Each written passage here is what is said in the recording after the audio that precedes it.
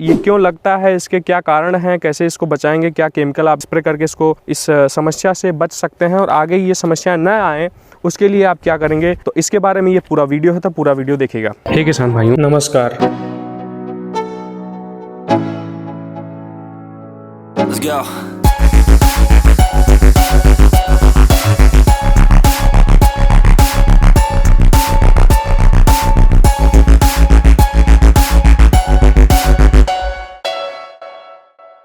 नमस्कार दर्शकों, मैं विवेक उपाध्याय आप सभी का इंटरेस्टिंग खेती के YouTube चैनल में स्वागत करता हूं। किसान भाइयों, आज हम आपको यहां बताने वाले हैं कि एक टमाटर में बहुत ही खतरनाक रोग लगता है। रोग क्या, ये कीट है जो टमाटर की फसल जब फल बनने लगता है, हरा ही रहता है, तो उसमें आप देखते होंगे कीड़ा घुस जाता है, छेद कर देता है और ये अगर इसको कंट्रोल न किया जाए तो 70 या 90% तक डैमेज कर सकता है। तो इसको कंट्रोल कैसे करेंगे, इसी के बारे में आज हम बात करेंगे, पूरा डिटेल में बात करेंगे, तो इस वीडियो को पूरा देखिएगा। तो देखिए यहाँ ये जो फसल में ये कीड़ा जो आपको दिख रहा है इस फोटो में, इसका नाम है हेलिकोवर्पा आर्मीजेरा। ये कीट होता है, हमारे जो एग्रीकल्चर के स्टूडेंट हैं उनके लिए बता दूं कि यह लेपिडोप्टेरा ऑर्डर का होता है और यह नॉक्ट्यूडिया फैमिली से बिलोंग करता है। ये अधिकांशतः हर फसलों में देखने को मिल जाता है। मुख्यतः हमारे यहाँ कॉटन की जो फसलें होती हैं उसमें यह बोरर दिखता है, फ्रूट बोरर जिसे बोलते हैं हम लोग। तो ये टोमेटो में लगता है और इसके जो है इसकी लाइफ साइकिल की बात करें इस कीड़े की, तो ये जो एग स्टेज होता है, फिर लार्वल स्टेज होता है, फिर प्यूपल, फिर एडल्ट होता है। तो इसमें जो एग स्टेज होता है वो 2 से 5 दिन का होता है। उसके बाद लार्वल स्टेज जो सबसे ज़्यादा खतरनाक होता है, जो आपको इस वीडियो में दिख रहा है, ये लार्वा ही है और यह मुख्यतः 14 से 21 दिन तक इसकी लाइफ होती है लार्वा की।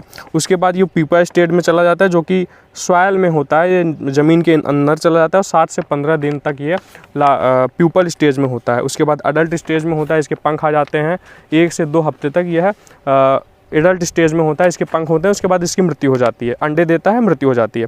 तो ये इसकी लाइफ साइकिल है। यह साल भर में 8 से 9 इसकी लाइफ साइकिल होती हैं। तो ये बहुत ही खतरनाक है अगर इसको कंट्रोल ना किया जाए, और लार्वा ही इसका सबसे ज़्यादा नुकसान पहुंचाता है। इसको कंट्रोल करने के लिए बहुत सारे तरीके हैं। एक IPM होता है, इंटीग्रेटेड पेस्ट मैनेजमेंट। तो इसके लिए अगर आप कल्चरल कंट्रोल की बात करें तो यहाँ आपको डीप प्लाउइंग करनी चाहिए, क्रॉप रोटेशन करना चाहिए जहाँ पे ये कीड़ा आ गया है। फिर ऐसी फसल लगानी चाहिए जिस फसल में ये कीड़ा न लगता हो। तो ये क्रॉप रोटेशन और ट्रैप क्रॉप के लिए, यानी कि इसके आप जैसे टमाटर लगाए हैं तो इसके चारों तरफ आप जो है मैरीगोल्ड का प्लांट लगा दीजिए, गेंदे की खेती कर दीजिए। तो इससे जो है वो कीड़ा जो है अट्रैक्ट हो जाता है मैरीगोल्ड की तरफ, आपकी जो मेन क्रॉप है वो बच जाती है। और इसके साथ एक फेरोमोन ट्रैप भी आता है जो कि फनल ट्रैप जो होता है फेरोमोन ट्रैप में, वो सबसे बेस्ट होता है। तो आप फनल ट्रैप का यूज़ करिए इस कीड़ों को पकड़ने के लिए और ये पता लगाने के लिए कि हमारी फसल में यह कीड़ा आया है कि नहीं। तो अगर आप मॉनिटरिंग के लिए कर रहे हैं तो आपको 5 से 6 ट्रैप बहुत होते हैं पूरे 1 एकड़ खेत के लिए।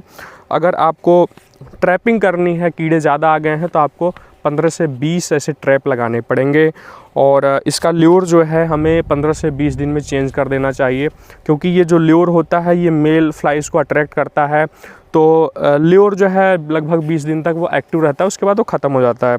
तो इसके लिए कुछ ल्योर आते हैं जो मैं आपको स्क्रीन पे दिखा रहा हूँ। हेली ल्योर करके आता है, हेलियोदिस ल्योर आता है, हेलिकोवर्पा ल्योर करके आते हैं। ये सब आप ऑनलाइन भी मंगा सकते हैं। ये जैसे अगर आप छत पे लगा रहे हैं या होम गार्डनिंग कर रहे हैं तो वहाँ आप उसके लिए काफ़ी बेस्ट होगा कि आप केमिकल ना स्प्रे करके इस प्रकार का ट्रैप यूज़ करके अपने लिए ऑर्गेनिक तरीके से टमाटर उगा सकते हैं। तो अब समझते हैं इसका केमिकल कंट्रोल के बारे में। केमिकल कंट्रोल कैसे करेंगे, कौन सा केमिकल आप स्प्रे करेंगे। तो सबसे पहले देखिए, अगर आपकी फसल में ये कीड़ा नहीं लगा है तो उसको कंट्रोल करने के लिए, कीड़ा न आए उसके लिए आप क्या कर सकते हैं। तो यहाँ पे एक प्रोफेनोफास और साइपरमेथ्रिन का कॉम्बिनेशन आता है, उसको आप स्प्रे कर देंगे, वो बहुत ज़्यादा दुर्गंध देता है, तो इससे कीड़े भागते हैं। और इसी के तरह एक और आता है क्लोरीपायरीफास 50% और साइपरमेथ्रिन 5% EC।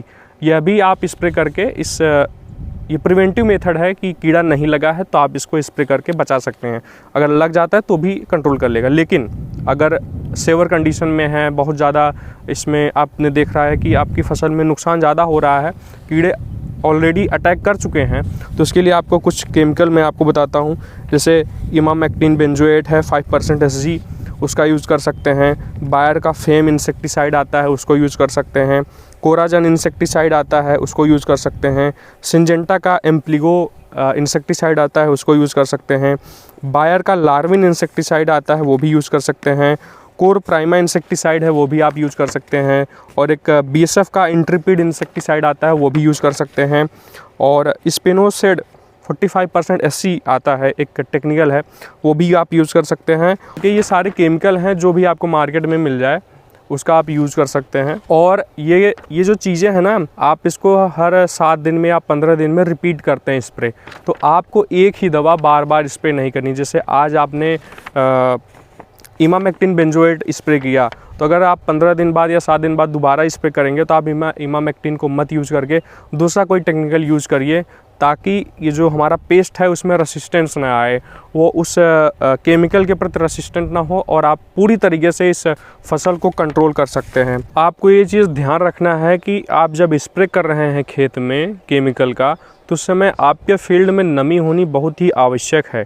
क्योंकि अगर आपके मिट्टी में नमी नहीं होगी तो जो पौधा है, पौधे में आपको पता होगा पत्तियों में स्टोमेटा होता है, तो नमी ना होने की वजह से वो स्टोमेटा बंद हो जाता है, ताकि उस पौधे की जो पानी है, जलवाष्प है, वो कम ना हो। तो अगर स्टोमेटा बंद है तो ये जो केमिकल हैं ये सिस्टेमिक इंसेक्टिसाइड हैं, तो पौधे के अंदर प्रवेश नहीं करेंगे और इसका साइड इफ़ेक्ट भी हो सकता है कि आपकी पत्तियां जलने लगें।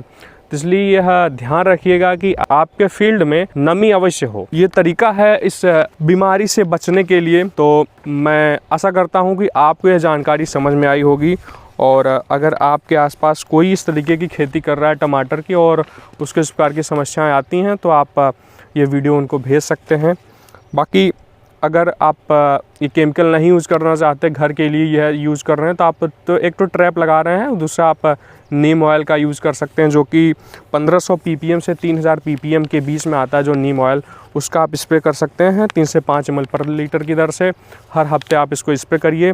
अगर आप लगा नहीं है तब से ही स्प्रे करिए, तो ये बीमारी आने के चांसेस कम हो जाते हैं, तो आपको केमिकल से बच जाएंगे। तो इसी के साथ मिलेंगे आपसे एक नए वीडियो में। तब तक आप लोग अपना ध्यान रखिए। जय हिंद, जय भारत।